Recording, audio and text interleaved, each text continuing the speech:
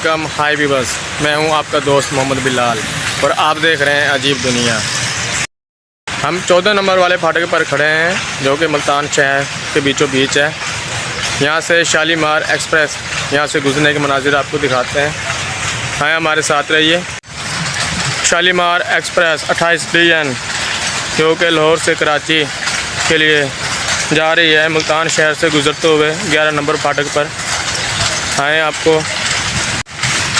आए हमारे साथ रहिए।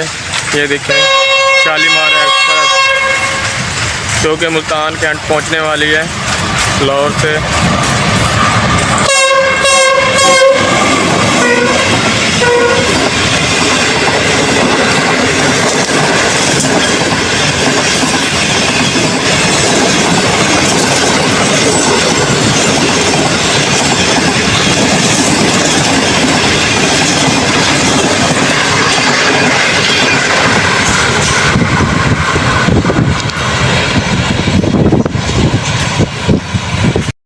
ज़बरदस्त ट्रेन और क्या खूबसूरत ट्रेन थी पाकिस्तान की। आरामदाह सफ़र और वक्त की पाबंदी का भरपूर ख्याल करने वाली ट्रेन पाकिस्तान एक्सप्रेस।